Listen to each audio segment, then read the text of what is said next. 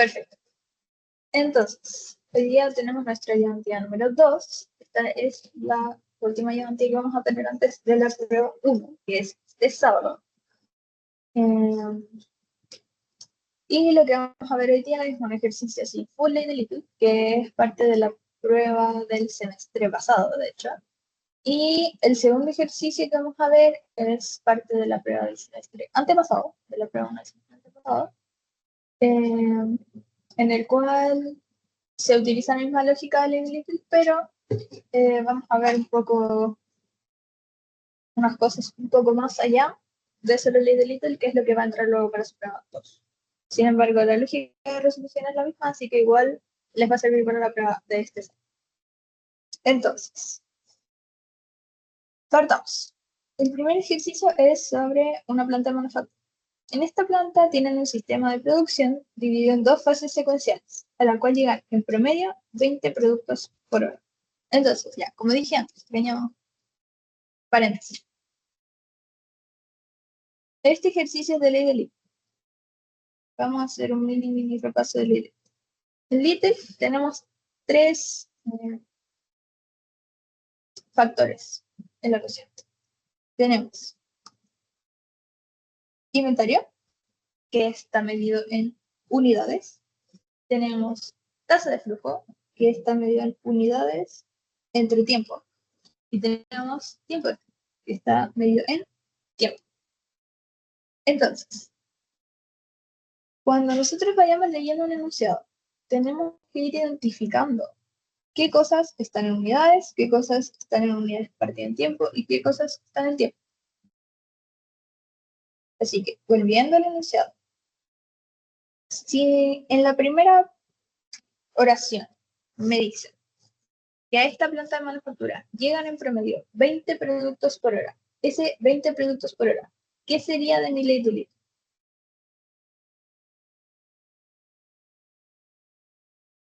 Inventario, tasa de flujo, tiempo de flujo. Tasa de flujo. Tasa de flujo. Perfecto. ¿Por qué? Porque es productos por hora, o sea, unidades dividido en tiempo. Perfecto. Entonces esto vendría siendo tasa de flujo. Y me dicen, bueno, la estructura y características de cada fase son las siguientes. En la fase 1, la fase involucra el ensamblaje inicial de los productos que procesa una unidad a la vez. El tiempo de procesamiento en esta fase es de 1 hora por unidad. En caso de que el procesamiento esté ocupado, los productos deben esperar generando inventario. Entonces, en este caso, el 1 hora por unidad en nuestra ley de Little, ¿qué vendría siendo?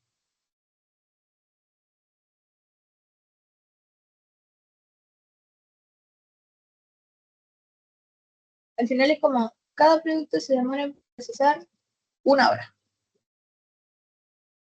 Ese 1 hora es tiempo flujo o inventario, o tasa de flujo.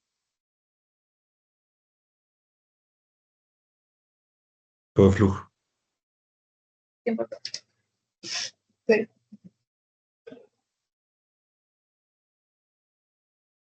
entonces, tenemos que la tasa de flujo de llegadas en general al proceso va a ser 20 productos por hora. Y el tiempo de flujo para la fase 1 es 1 hora. Ahora vamos a ver en la fase 2 qué nos dice. Esta fase se encarga de la finalización del ensamblaje y también procesa de una unidad a la vez, recibiendo los productos que salen de la fase 1. El tiempo de procesamiento en esta fase corresponde a 2 horas por producto, o lo mismo que sería antes, 2 horas por unidad. Entonces, 2 horas por unidad va a ser nuestro tiempo de flujo nuevamente. Y el tiempo de flujo, si se dan cuenta, es distinto para la fase 1 y para la fase 2. Y eso puede suceder. Puede que sean iguales, puede que sean distintos, en este caso son distintos. Y nos dicen que, al igual que la fase 1, los productos esperan para ser procesados, como en caso de que se vaya acumulando. En la fase 2 se realiza un control de calidad. Y en caso de que se detecte un producto en malas condiciones, se devuelve a la fase 1. De acuerdo con las estimaciones, el 10% de los productos deben ser reenviados a la fase 1. Entonces me están diciendo, de todos los que salen de la fase 2, hay un 10% que como que no va a terminar el proceso ahí, sino que va a volverse a la fase 1. Y va a volver a entrar y se va a volver a procesar y hay un 90% de probabilidades de que termine el proceso y un 10% de probabilidades de que tenga que hacer el ciclo otra vez. Eso sería con las fases. Y por último me hablan sobre el sistema completo y me dicen que está en estado estable, lo que significa que la tasa de llegada a cada fase es constante y que el sistema ha alcanzado un equilibrio donde el número de productos que entran es igual al número de productos que salen en cada fase. Entonces, sobre el enunciado, no sé si hay alguna duda.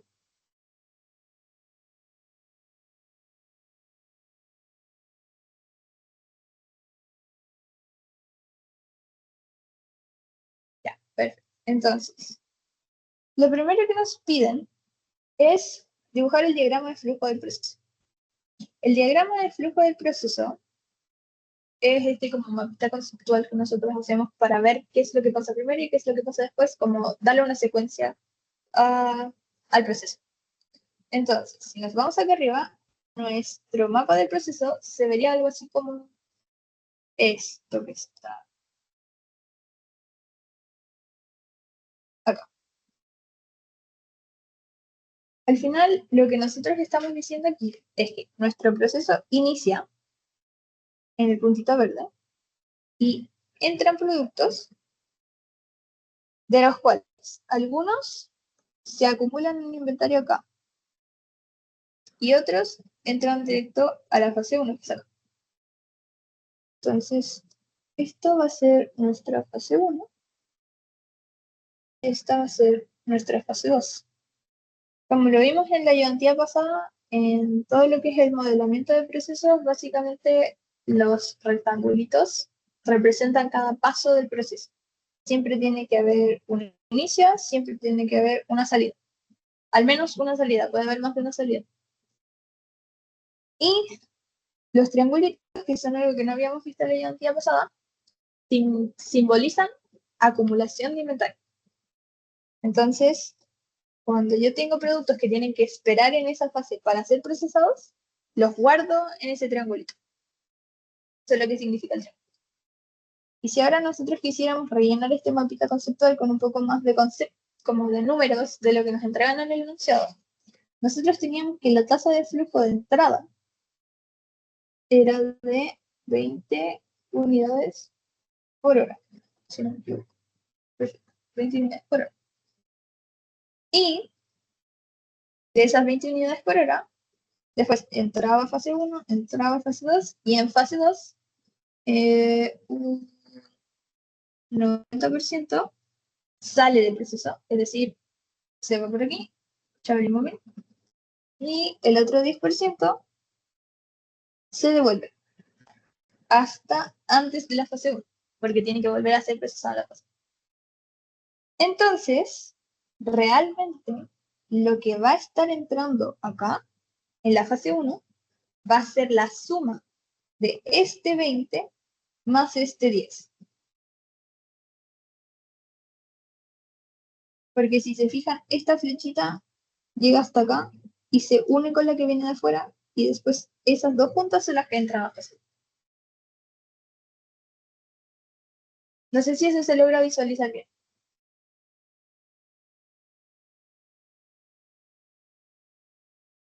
Perfecto. Entonces, para la pregunta B, bueno, ese sería el modelado del proceso en sí. Es este diagrama en donde nosotros vamos a tener cada una de las fases. Tenemos que decir que en algún momento se acumula inventario y tenemos nuestra entrada y nuestra salida. Y ahora que ya entendemos como lógicamente cuál es el paso a paso de nuestro proceso dado el mapa, vamos a irnos a responder la pregunta B. La pregunta B nos dice, ¿cuál es el número promedio de productos en cada fase del proceso? Si a mí me preguntan por el número promedio de productos, ¿qué me están pidiendo de mis tres conceptos de la ley del hijo? ¿Me están pidiendo inventario? ¿Me están pidiendo tasa de flujo o tiempo de flujo? Si me preguntan el número promedio de productos. Inventario. Perfecto. ¿Por qué? Porque me están preguntando por unidades, o sea, productos, cantidad de productos. Perfecto. Y me los preguntan en cada fase por separado. Entonces vamos a tener que evaluar cuál es el inventario en cada una de las fases por separado. Para sacar el inventario, nosotros vamos a tener acá. Inventario es igual a tasa de flujo por tiempo. ¿Nosotros tenemos nuestro tiempo de flujo para la fase 1? Sí, me lo dan en el enunciado.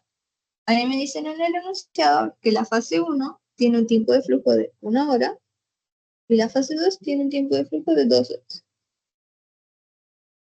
Que fue lo que teníamos destacado en amarillo, por acá y por acá. Entonces, nosotros vamos a decir, listo, inventario, tasa de flujo, tiempo de flujo. Pero, ¿cuál va a ser la tasa de flujo que realmente entra por acá, a la fase 1? Esa es la pregunta. Porque como dije antes, es la acumulada de la que va por aquí abajo y se devuelve y la que viene de afuera. Es la suma de ambas. Entonces, nosotros aquí abajo lo que vamos a hacer es calcular esa suma. ¿Y cómo vamos a calcular esa suma? Listo. Tasa de flujo de afuera la definimos acá. Y le vamos a sumar el 10% de la tasa de flujo 1. Y la tasa de flujo 1, vamos a decir nosotros que es la tasa de flujo que está entrando la suma de ambas. La suma de ambas le vamos a poner tasa de flujo 1. O le podríamos poner tasa de flujo total, o como quieran diferenciar. Pero en este caso le voy a poner tasa de flujo 1. Entonces, tasa de flujo 1 va a representar la suma de la que vuelve del 10% y la que viene de este afuera. Y el 10% de la tasa de flujo 1 más la tasa de flujo que viene de afuera, o sea, estas dos cosas, van a ser igual a la tasa de flujo 1. ¿Por qué? Porque al final el 10% que yo estoy calculando acá es el 10% de esto, que es la suma del 10%. Entonces tengo que considerar ese 10% dentro de la suma. Entonces, si nosotros hacemos el trabajo algebraico acá, nosotros teníamos que nuestra tasa de flujo de afuera era 20, que es lo que está aquí. Y eso va a ser igual a, si yo paso de estar restando para el otro lado, tasa de flujo 1 menos el 10% de la tasa de flujo 1, y eso va a ser igual a 0,9 tasa de flujo 1. Y si yo hago la división de 20 unidades por hora dividido en 0,9, me va a dar 22,22 unidades por hora.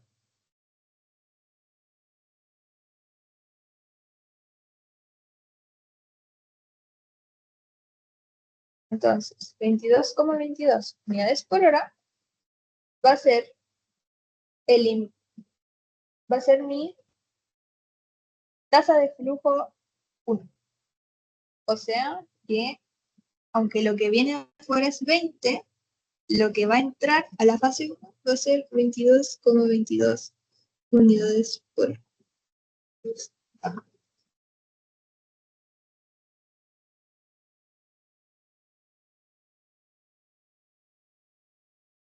Hasta ahí. ¿Alguna duda? Cualquier pregunta que tengan, por favor, adelante. La idea de esta instancia de identidad es que resolvamos dudas. Así que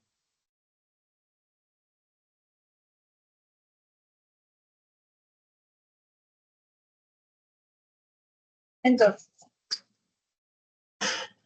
a nosotros, como dijimos antes, nos estaban preguntando por el inventario. El tema es que para poder calcular el inventario, entonces nosotros vamos a tener que resolverlo con la libretita. Tenemos inventario es igual a la tasa de flujo por tiempo. Y nuestra tasa de flujo,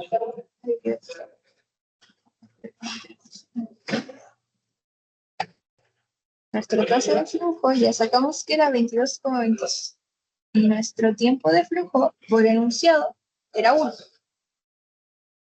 Entonces tenemos tasa de flujo por tiempo de flujo. Y eso el inventario es 22,22 unidades. El tema es que ese inventario, que es 22,22 unidades, es la suma de todo lo que está en este triangulito, más la unidad que está en ese cuadrado, que es la que se está procesando en ese momento. Entonces, realmente la pregunta B a lo que apunta es cuánto es lo que hay en ese triangulito. Y por tanto, nuestra respuesta final de cuál es el inventario que hay en la fase 1 tiene que ser 22,22 menos 1. Y ese 1 es la unidad que se está procesando.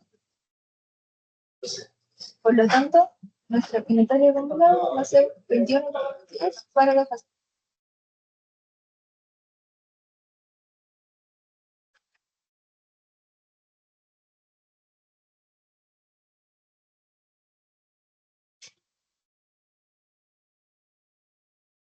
¿Tiene alguna duda con el por qué le restamos 1?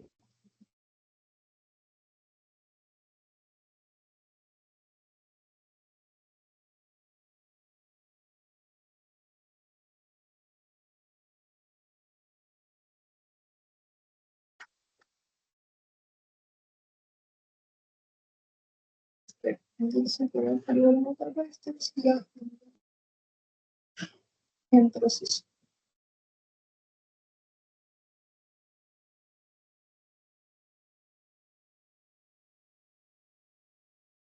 Y luego, bueno, nos dice lo mismo.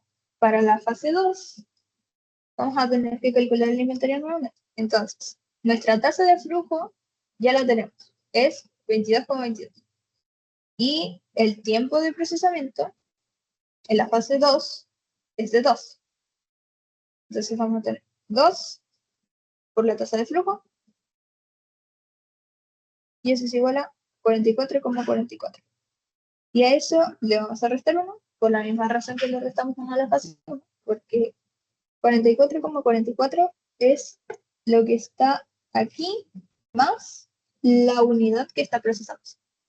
Entonces la vamos a dejar en 44,44 menos 1. Y eso nos va a dar 43,44. Y ese sería el inventario acumulado en la fase 2. Y ahí tendríamos la respuesta de la B.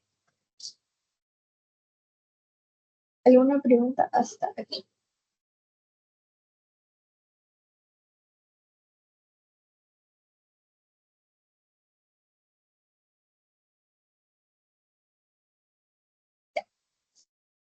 Entonces vamos a ir a la pregunta C. La C me dice, si el número promedio de productos en la fase 2 es de 25, ¿cuál debería ser el tiempo de procesamiento en dicha fase? Entonces, ¿qué me están diciendo? El inventario ahora es 25. Dato. Dado. Entonces ahora yo voy a tener que el inventario es 25.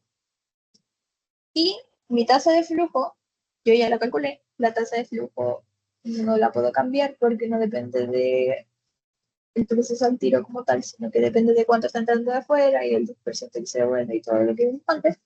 Entonces mi tasa de flujo está dada desde antes, el inventario me dicen que es 25, y me están preguntando cuánto tiene que ser el tiempo de flujo al final para que la igualdad de la ley de Little se siga cumpliendo. Entonces, el inventario, nosotros antes habíamos dicho que le íbamos a restar 1 al resultado de la ley de Little, porque había una unidad que estábamos considerando que se estaba procesando que no estaba acumulada. Entonces, cuando me dicen que el inventario es 25, ahora yo le voy a sumar 1, porque a ese 25 están diciendo solamente lo que hay acá, en el triangulito. Y yo necesito ocupar para devolverlo a la ley del Little y hacer como el cálculo inverso, necesito ocupar el triangulito más la unidad que están procesando. Entonces, nuestro inventario va a ser 26 unidades. Y teniendo las 26 unidades, yo voy a decir, ok, inventario de delito. Inventario es igual tasa de flujo por tiempo de flujo, que es lo que yo quiero calcular.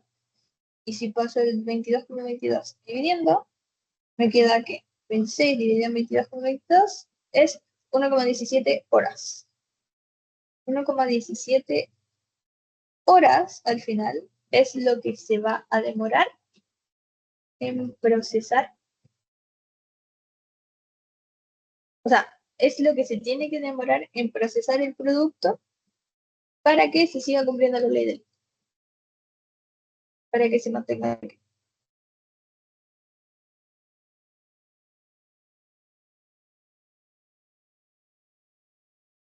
No sé si hay alguna duda con la C.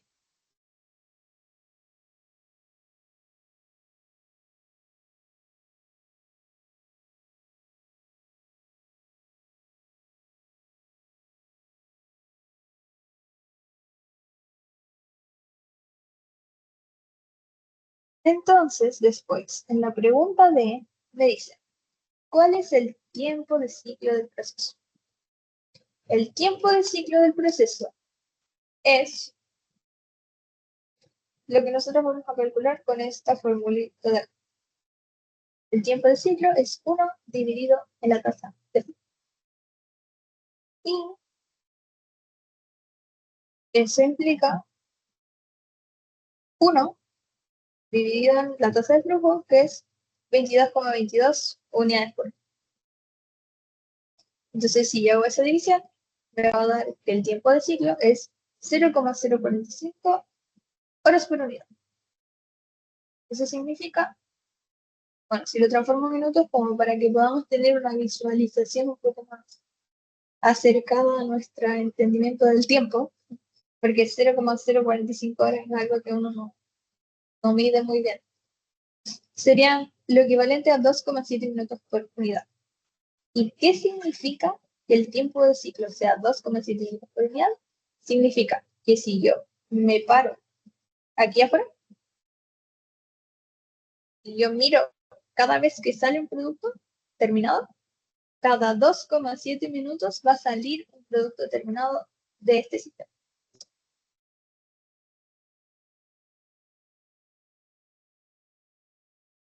Cada 2,7 minutos yo voy a tener un producto acá.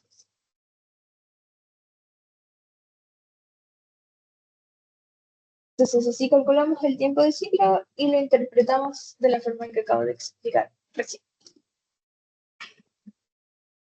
No sé si hay alguna pregunta con el tiempo.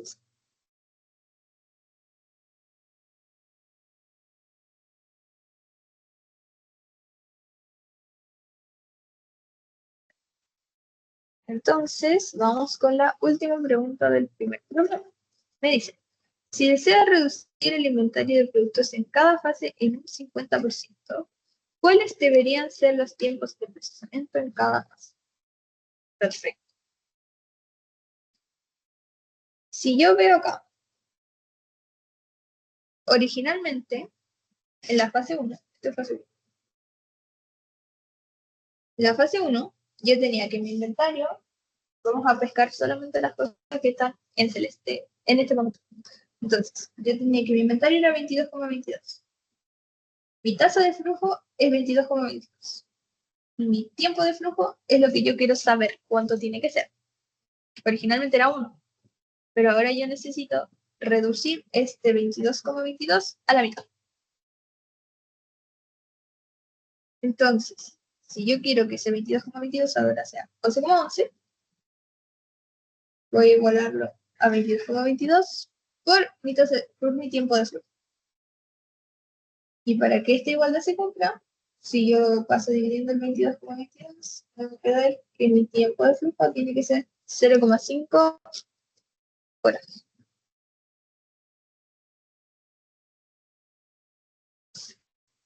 ¿Por qué? Porque la ley de Little es una igualdad. Entonces, si yo divido por un medio lo que está a un lado de la igualdad, tengo que dividir, o sea, si yo multiplico por un medio lo que está a un lado de la igualdad, tengo que multiplicar por un medio también al otro lado de la igualdad. Y dado que este valor no puede cambiar, entonces solo el valor de la tasa de flujo va a cambiar. Y como el valor de la tasa de flujo originalmente era 1, 1 por un medio es un medio, que es 0,5. Ahora, si nos vamos a la fase 2, vamos a tener que originalmente teníamos un inventario de 44,44, tasa de flujo 22,22, y nuestro tiempo de flujo no sabemos cuánto es, queremos saber cuánto tiene. Originalmente nuestro tiempo de flujo era 2 horas. Entonces, si yo multiplico por un medio por este lado, me queda 22,22, reduje el inventario a la mitad, y por el otro lado, el 22,22 de la tasa de flujo no lo puedo cambiar, por lo tanto este 2 lo voy a multiplicar también por un medio, y me va a dar 1 finalmente. Entonces, la respuesta a la pregunta es, ¿cuáles deberían ser los tiempos de procesamiento en cada fase? Los tiempos de procesamiento en cada fase deberían ser la mitad de lo que eran antes. Para la fase 1, 0,5, y para la fase 2, 1 hora.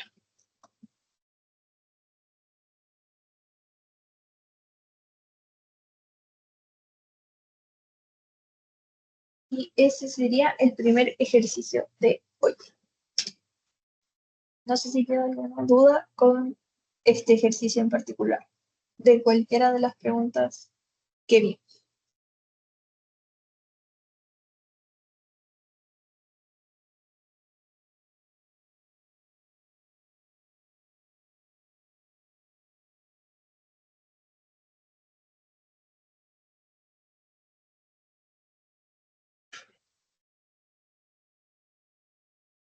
¿No?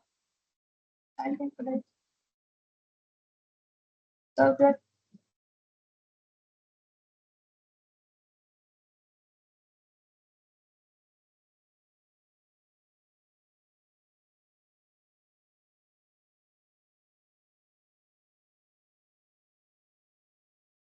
Bueno, si no hay más preguntas con el ejercicio 1, entonces vamos a seguir con el ejercicio 2. El ejercicio 2 tiene un mapa de procesos un poco más extenso, pero dentro de todo igual es bastante fácil de seguir la forma en que lo vamos a ver estructurado. Entonces, vamos a ver de qué se trata este problema. Nos dice, la empresa de tejados asfálticos, Tejados S.A., tiene una serie de bodegas en Chile, donde almacenan las tejas asfálticas, además de fabricar telas de aislación para los entretechos de las casas. Tejados S.A. llevan el negocio más de 40 años y a lo largo de estos años han renovado maquinaria, mientras que no toda la maquinaria antigua ha sido revendida. Están interesados en saber si les conviene abrir una bodega en Macul, cuyo objetivo sería llevar las 8 mejores máquinas antiguas que tienen almacenadas, las cuales son 3 de pegado, 3 de planchado y 2 de empaquetado, para darles vida durante 3 años más antes de venderlas en el mercado de precio residual. Como las 8 máquinas son de diferentes modelos, tienen diferentes capacidades. Y aquí nosotros vamos a hablar sobre capacidad de una etapa y sobre capacidad del proceso. El concepto de capacidad, ¿lo vieron en clases? Si alguien me pudiese avisar.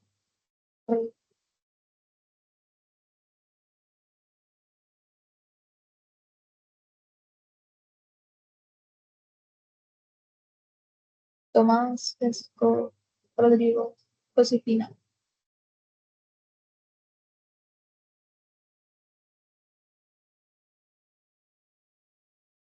El concepto de capacidad. Sí, creo que es lo mismo. Ya. La capacidad es esta formulita que está por acá abajo. Y básicamente representa el número de recursos que se pueden procesar en X tiempo. Entonces, si yo puedo producir 8 pasteles en una pastelería por hora, mi capacidad es 8. 8 pasteles por hora. Es como decir, más o menos como mi tasa de flujo. O sea, al final es como, ¿cuánto es lo máximo que yo voy a poder hacer en esa etapa, en ese tiempo dado? Entonces, Mm, Bueno, volviendo al problema, nos dicen que este proceso se divide en distintas etapas. Y las etapas son las siguientes. En la etapa 1 es la revisión de las telas en bruto, el papel adherente y el pegamento. O sea, es una etapa de revisión. Si alguno de nuestros tres insumos está contaminado, entonces la calidad del producto no será buena. La cantidad de metros cuadrados que se pueden revisar por hora es de 160 metros cuadrados. Entonces, como estaba diciendo antes, eh, es como la capacidad es un indicador que vamos a medir en unidades dividido en tiempo. También esas son las unidades de medida que va a tener la capacidad. Entonces, en este caso, la capacidad de la etapa 1 es 160 metros cuadrados en una hora, que es lo que se puede procesar o lo que se puede revisar. Luego en la etapa 2 nos dicen que una vez que los materiales están revisados, se separan en tres líneas independientes.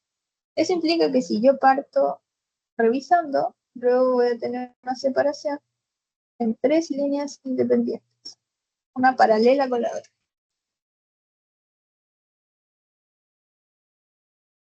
En esta etapa funcionan las máquinas de pegado, donde la primera, segunda y tercera demoran 10, 12 y 8 minutos correspondientemente en pegar 8 metros cuadrados cada uno. Entonces, la capacidad de cada una de estas máquinas es distinta. Por ejemplo, la capacidad de la primera máquina es 8 metros cuadrados en 10 minutos. Y después nosotros lo que vamos a tener que hacer es transformar este 8 metros cuadrados por minuto a X metros cuadrados por hora. ¿Cómo vamos a hacer eso? Lo podemos hacer con regla de tres. Como la forma más fácil de hacer. Luego en la etapa 3 me dice, continuando con las tres líneas independientes, después de cada módulo privado hay una máquina de planchado. Entonces, si ya teníamos nuestro dibujito así, que era una, después eran tres, ahora siguen siendo dos.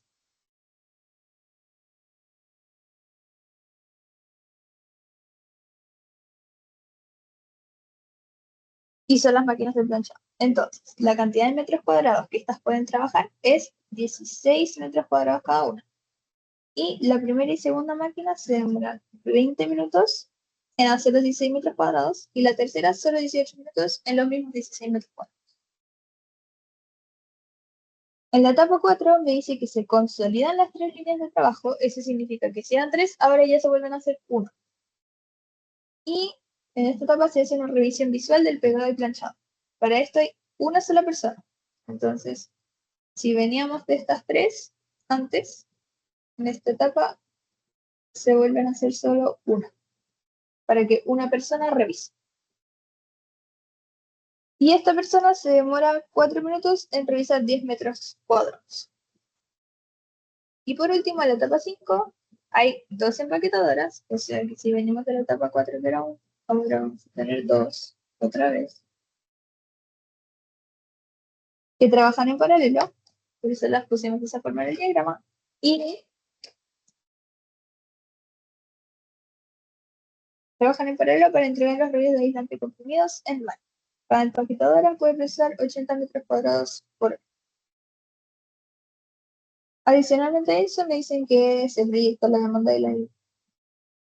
que la demanda del aislante será 54.000 metros cuadrados al mes, considerando que un mes tiene 30 días siempre, que el precio por metro cuadrado de aislante es de 25.000 pesos, que el costo variable por metro cuadrado es de 17.000 pesos, que los costos fijos diarios alcanzan los 10 millones de pesos, que el proceso bajo régimen funciona sin acumular inventario entre etapas y que se trabaja desde las 9 de la mañana hasta las 19 horas en la tarde.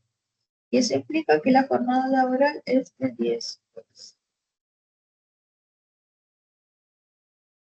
Entonces, lo primero que me piden es diagramar el proceso. Y como lo fuimos viendo mientras íbamos pasando por las etapas, el diagrama del proceso se vería algo así.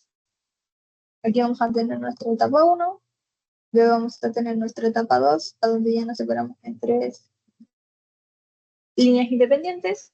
En la etapa 3 se mantienen las tres líneas independientes, esto es pegado planchado.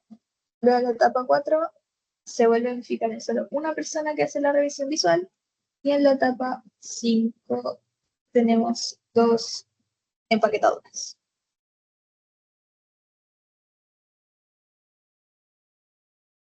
No sé si hay alguna consulta con el diagrama del proceso. Está ahí. Entonces acá en este diagrama no tenemos triángulo porque nos dice que no se acumula inventario. Claro, no se acumula inventario, entonces no necesita llevar triángulo. Lo Ah, que perfecto. sí vimos en la primera ayudantía es que de hecho no lo puse casi, que muchas gracias por la acotación, es que cuando nosotros tenemos una separación, siempre vamos a usar como un simbolito, como un rombo amarillo. Y ese rombo funciona como una compuerta. Entonces me dice que básicamente el proceso se separa y después cuando se vuelve a juntar es como que la cerramos. Entonces eso nos falta agregar ahí.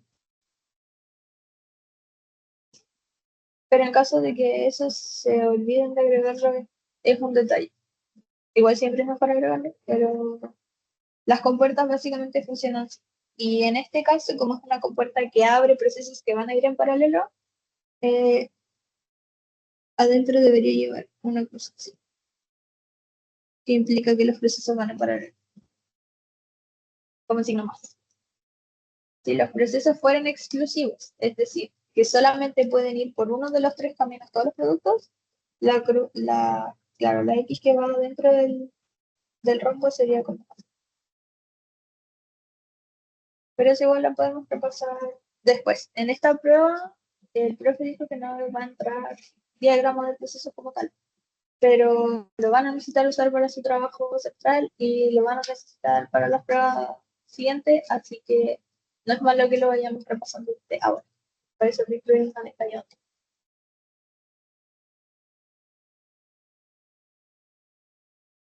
¿Alguna otra consulta antes de pasar a la ley?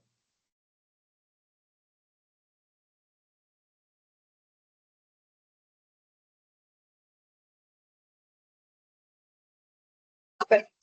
Entonces, bueno, tenemos nuestra entrada, tenemos nuestra salida y tenemos cada una de las etapas en el proceso.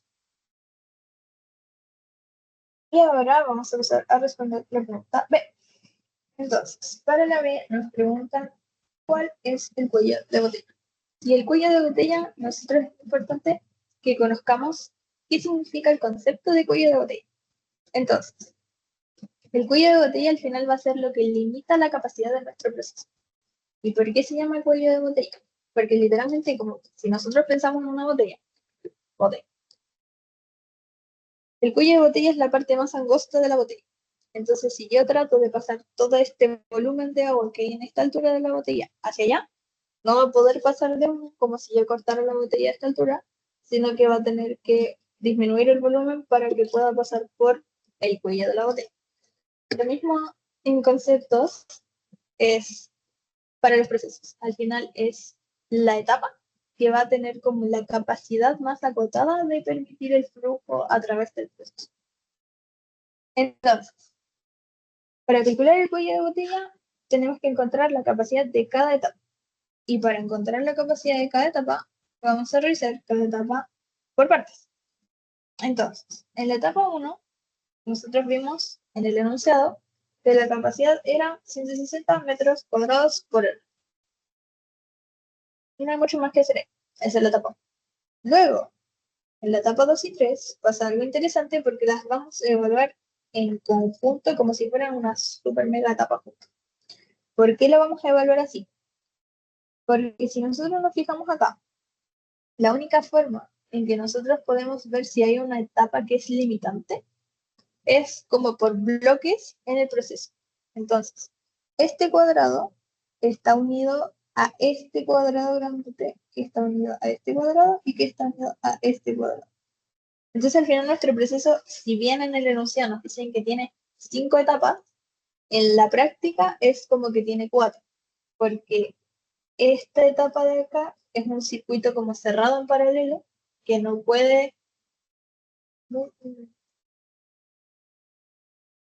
lo que entra acá no puede pasar a la etapa 4 sin haber pasado como por la parte del medio.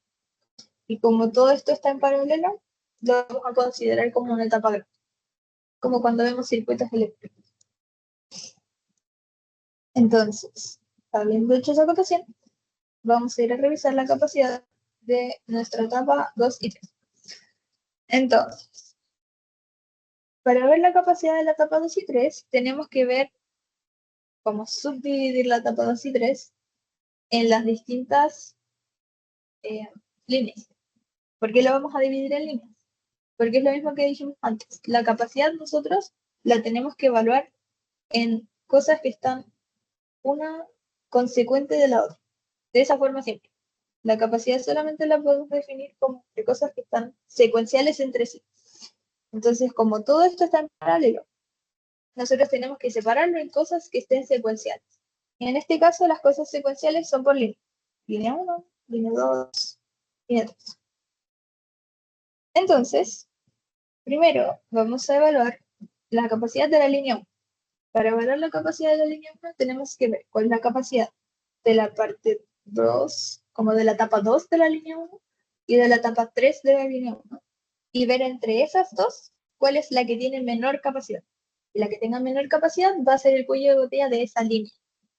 Y después vamos a definir cuál es la de la línea grande, que es al final como todo el proceso. Entonces, en la línea 1, nosotros tenemos que el pegado demora 10 minutos en procesar 8 metros cuadrados y el planchado 20 minutos en procesar 16 metros cuadrados. Todo esto nosotros lo vamos a pasar a metros cuadrados por hora. ¿Por qué? Porque necesitamos una unidad base para poder comparar. Entonces vamos a ocupar una hora como una unidad base. Y siempre es recomendable pasar todo a horas, porque es mucho más fácil trabajar con horas que con minutos.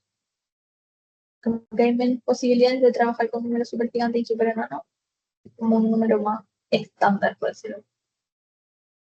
Entonces, si yo proceso 8 metros cuadrados en 10 minutos, una hora tiene 60 minutos, 10 minutos por 6 son 60 y 8 por 6 son 48. Entonces, yo puedo procesar 48 metros cuadrados en una hora.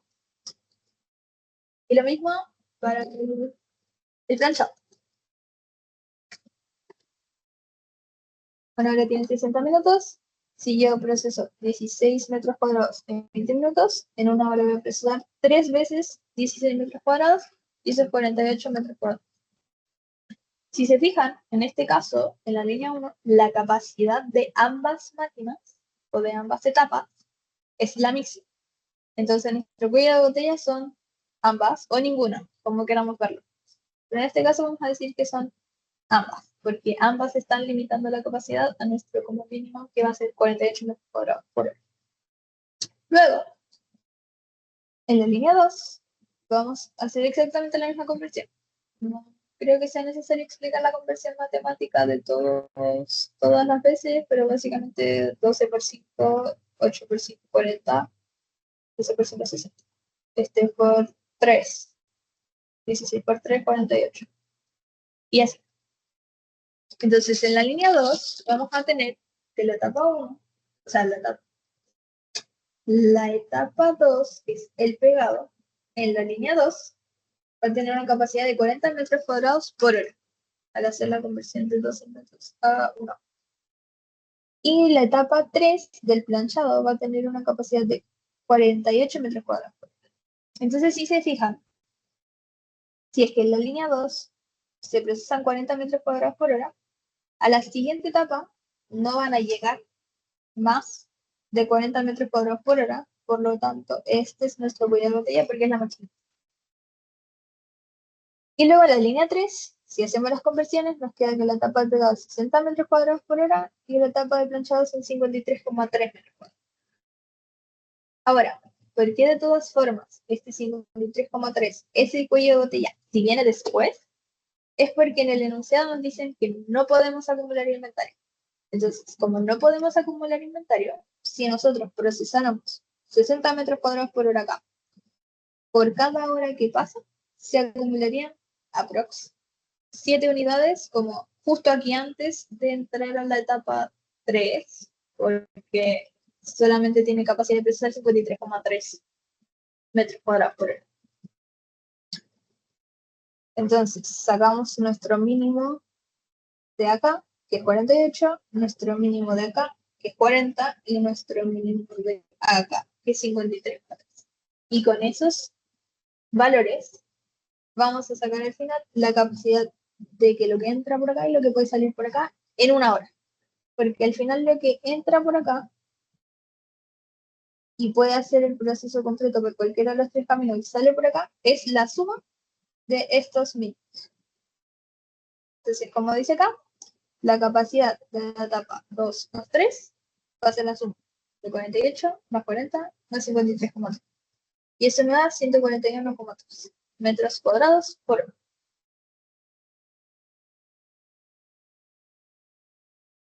No sé si hay alguna duda con esa parte.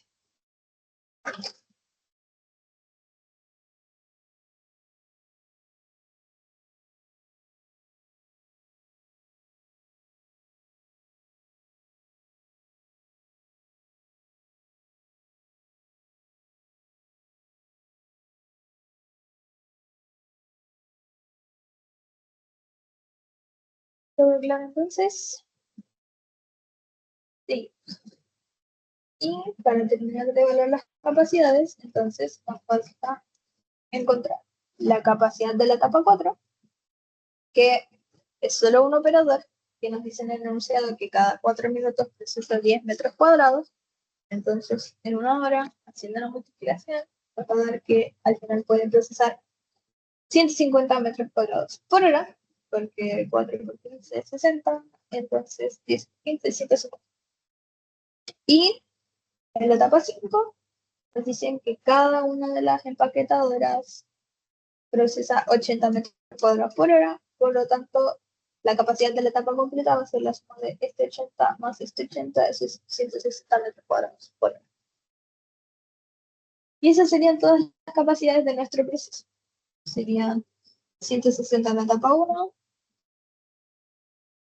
141 en la etapa 2 y 3, 150 en la etapa 4, o sea, sí, 4, y 160 en la etapa 5. Ahora, ¿cómo sacamos cuál es la etapa que es el cuello de botella del proceso? Perfecto. Vamos a tener que encontrar el mínimo entre la capacidad de todas las etapas. Entonces, si yo veo entre el 160, 141,3, 150 y 160, ¿cuál es el más chico? El más chico es el 141,3. Y el 141,3 corresponde a la etapa 2 y 3. Por lo tanto, nuestro cuello de botella va a ser la etapa 2 y 3. Como la etapa 2 más 3. Dado que la capacidad de esta etapa es la menor capacidad que existe en el proceso.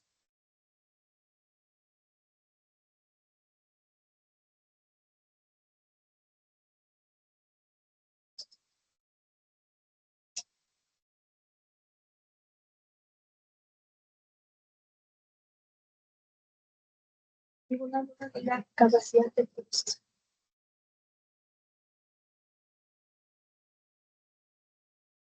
O sea, más que con la capacidad del proceso, con con el cuello de botella.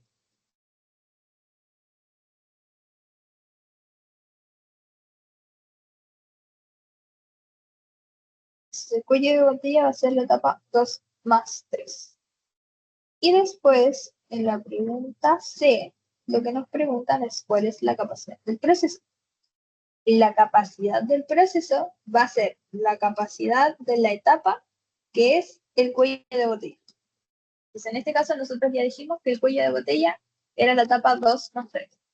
Y eso significa que mi capacidad del proceso va a ser igual a la capacidad de la etapa 2 más 3.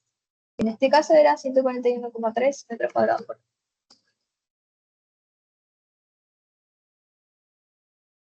Esto se cumple en este caso porque nunca se puede acumular inventario. Si es que hay acumulación de inventario, entonces la capacidad del proceso vendría siendo como el,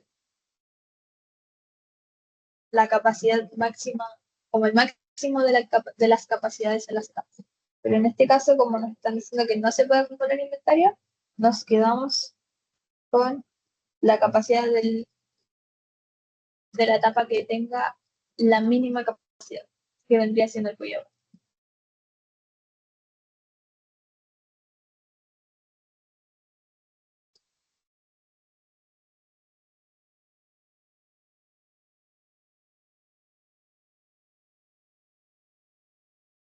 Entonces, la siguiente pregunta nos dice, ¿cuál es la tasa de flujo? ¿Cuál es la tasa de flujo del proceso? Entonces, ¿cómo vamos a saber nosotros cuál es la tasa de flujo del proceso? Para la tasa de flujo, aparte de poder usar ley de Little, podemos usar esta fórmula que es el mínimo entre la capacidad y la demanda. No sé si han visto cómo se utiliza esta notación, como así, como que implica ese mínimo. Pero básicamente aquí adentro de este paréntesis, que es como llavecitas, yo puedo tener cualquier número, 40, 60, 80. Y si yo tengo un mínimo fuera, entonces me voy a quedar con el 40. Y el resultado de esto va a ser 40, porque es el mínimo entre todos los números que están. Es un operador matemático que simplemente escoge el valor más pequeño entre todos los valores que estén entre medio de las piezas. Entonces, hecha esa aclaración, nosotros tenemos, como ya calculamos antes, que la capacidad del proceso va a ser 141,3 metros cuadrados por hora. Pero, ¿cómo nosotros podemos saber cuál es la demanda de nuestro proceso? Entonces, si volvemos al enunciado, a nosotros nos dicen que se proyecta que la demanda del aislante será de 54.000 metros cuadrados al mes, considerando que el mes tiene 30 días. Entonces, como yo quiero pasar todo a horas, vamos a hacer la conversión de demanda al mes a demanda por hora. ¿Cómo hacemos esa conversión? Básicamente yo digo, listo, mi demanda es 54.000 metros cuadrados al mes, trabajando 30 días y 10 horas hábiles por día, que es lo que dijimos al principio de la anuncio. Entonces, mis horas de trabajo al mes van a ser 10 horas al día por 30 días, son 300 horas al mes. Y luego, mi demanda por hora va a ser mi demanda del mes dividida por la cantidad de horas que yo trabajo al mes. Entonces va a ser 54.000 dividido en 300, me da 180. ¿180 qué? 180 metros cuadrados por hora. Entonces, mi demanda esperada es 180 metros cuadrados por hora. O sea, yo espero que venga alguien y me diga, cada hora quiero comprar 180 metros cuadrados de eh, el producto que estamos haciendo, que son de las de aislación. Entonces, teniendo mi demanda esperada por hora y mi capacidad que ya está en metros por hora, si se fijan tenemos metros cuadrados por hora, si se fijan tenemos la misma unidad de medida, por lo tanto ahora ya podemos comparar. Siempre para comparar tenemos que tener la misma unidad de medida y en la prueba, por favor, siempre pongan las unidades de medida, porque si no ponen las unidades de medida, no sé si están hablando de peras, de metros o de, no sé, gallinas. Así que siempre recordar poner las unidades de medida, muy importante. No es necesario que hagan como todo este desarrollo de unidades de medida en los cálculos, como tachando las cosas que se van, pero puede ser un poco más clarificador en ciertos casos cuando las unidades de medida están un poco erradas. Entonces, ya que tengo mis dos valores, los devuelvo en función mínima. Y digo, la tasa de flujo del proceso es el mínimo entre 180 y 143,3 metros cuadrados por hora. Y en este caso, el mínimo es, el número más pequeño, 143,3 metros cuadrados por hora. Entonces ese es mi delta por hora.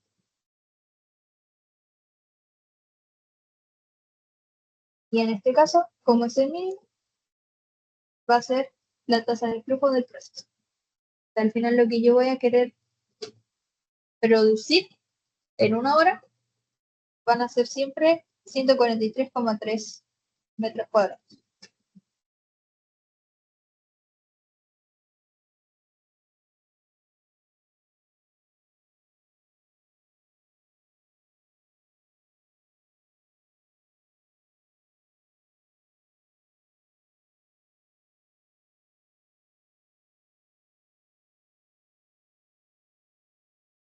No sé si se entiende el por qué mi tasa de flujo va a ser esta y no va a ser esta. Es como, a mí me convendría producir los 180 porque hay gente que me quiere comprar 180 en cada hora.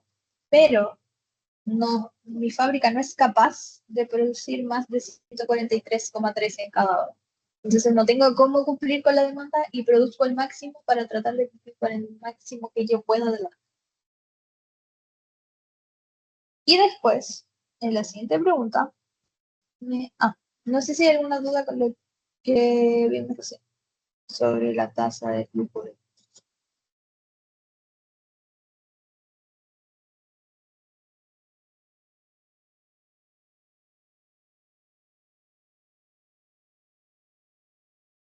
¿No? Perfecto. Entonces, en la siguiente pregunta me dicen, ¿cuál sería la situación financiera de la bodega en un mes? Para esta pregunta voy a utilizar los datos de precios que me dan enunciado. Me dicen, el precio por metro cuadrado es de 25.000, el costo variable es de 17.000 por metro y los costos fijos son de 10 millones por día. Y esos son todos los datos numéricos que me dan como de plata. Entonces, si me preguntan cuál es la situación financiera en un mes, yo voy a siempre calcular la utilidad. ¿Por qué la utilidad? Porque al final nosotros lo que queremos ver en una situación financiera es si a la empresa le está yendo bien o le está yendo mal. Y la forma de saber si le está yendo mal es, tengo todo lo que gana la empresa en un mes, le resto todo lo que gasta la empresa en un mes, y si es positivo, entonces le está yendo relativamente bien. Depende de cuánto positivo sea. Si su utilidad es de 1.000 pesos, claramente no está teniendo un buen rendimiento al proceso. Pero en general podemos decir que si es positivo es conveniente y si no es positivo no es. Entonces,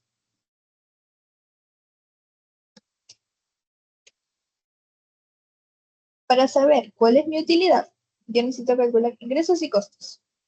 En mis ingresos va a ser el precio de un metro cuadrado por la cantidad de metros cuadrados que yo produzco.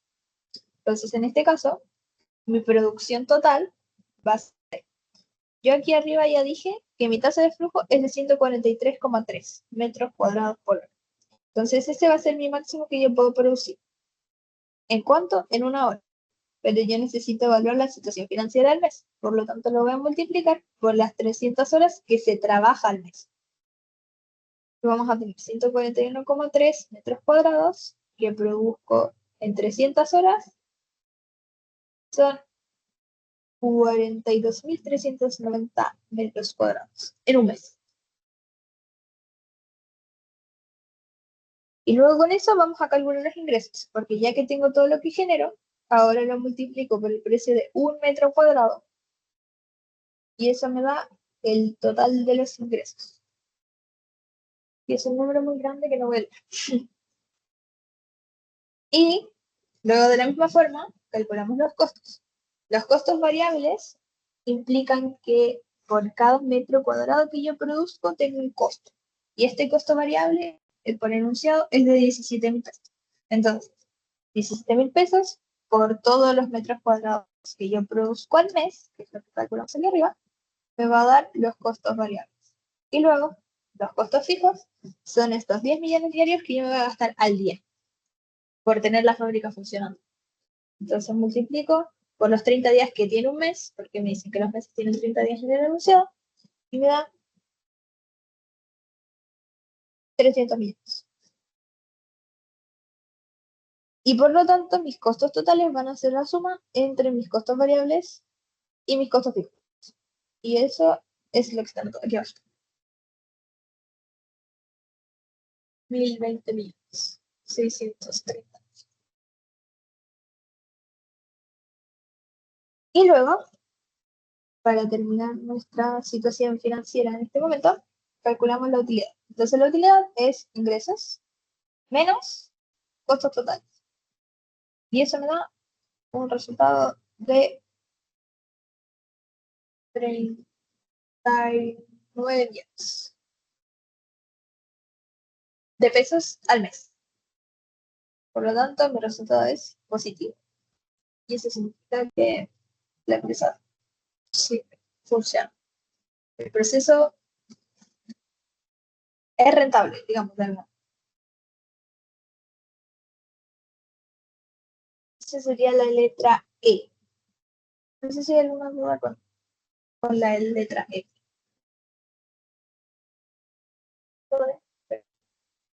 Entonces, ya para terminar, nos vamos a ir con la última pregunta, que es la letra F, que me dice, si la demanda cae en un 30%, es decir, mi demanda disminuye en un 30%, formulado de otra manera, mi demanda es un 70% de lo que era antes, ¿qué pasa con la situación financiera mensual? Entonces tengo que volver a recalcular todo esto que calculamos recién, pero con un 30% de demandas. El tema es que si cambia la demanda, tenemos que calcular de nuevo la tasa de flujo del proceso. Porque si, como recuerdan antes la fórmula, la tasa de flujo del proceso es el mínimo entre la demanda y la capacidad. Si mi demanda cambia, entonces tal vez ahora yo no estoy limitado por mi demanda o por mi capacidad, sino que por la otra. Tengo que volver a evaluar. Entonces, calculamos la nueva demanda, que va a ser mi demanda inicial por 0,7 y eso me da 37.800 metros cuadrados al mes. Eso es lo que me van a comprar. Pero yo de nuevo necesito que todo esto esté en horas para poder comparar y para poder trabajar con estos datos. Entonces yo voy a pasar mi demanda dividida por las 300, mi demanda del mes dividida por las 300 horas que yo trabajo al mes. Y eso me va a dar mi demanda por hora, que va a ser 126 metros cuadrados por hora. Entonces, volvemos a evaluar en la formulita de la tasa de flujo y vamos a tener nuestro mínimo entre la capacidad y la demanda. Si se fijan ahora, la capacidad sigue siendo 141,3, pero mi demanda ahora es menor a mi capacidad. Antes nosotros estábamos limitados por la capacidad, que era el 141,3, y ahora mi demanda es más chiquita. Entonces, yo puedo producir 141,3 unidades de fábrica, pero si solamente me van a comprar 126, ¿para qué voy a producir de más? Estaría perdiendo todo ese producto de más que estoy haciendo porque nadie lo va a comprar. Entonces, solo produzco lo que me van a comprar. Produzco 126. Y con esta nueva tasa de flujo del proceso, que es 126, la producción total del mes va a ser 126. Estos son, no lo anoté acá, metros cuadrados por hora. Entonces, 126 metros cuadrados por hora, por las 300 horas que trabajamos al mes, van a ser los 37.800 metros cuadrados al mes que yo voy a producir. Y en base a esta información, volvemos a calcular la utilidad. Entonces, vamos a tener que para los ingresos van a ser 25.000 pesos por cada metro cuadrado. En este caso, si produzco 37.800 metros cuadrados al mes, me da este valor de acá. Luego, los costos variables van a ser 17.000 pesos por cada metro cuadrado que produzco al mes, este valor de acá. Y los costos fijos, los mismos que antes, porque voy a seguir trabajando los mismos 30 días del mes. Entonces van a ser 30 días por los 1.000. Y ahí tengo mi costo fijo total. Y mi utilidad va a ser ingresos menos la suma de los costos variables y los costos fijos, es lo mismo que hicimos antes, solamente está escrito de otra forma. Y eso me va a dar un resultado de 2.400.000. Entonces, si se fijan, si mi proceso está, en este caso específico, acotado por la demanda, me conviene mucho menos funcionar que si yo estoy acotado por mi capacidad. porque mi ganancia es mucho mayor en este caso que en este caso. Eso serían los dos ejercicios que tengo preparados para hoy. Este solucionario así como está explicado, lo voy a dejar subido. Voy a ver si lo puedo subir antes del viernes, porque teniendo en cuenta que la plaza es sábado, voy a ver si lo puedo subir antes del viernes. Pero, eso, entonces voy a dejar de grabar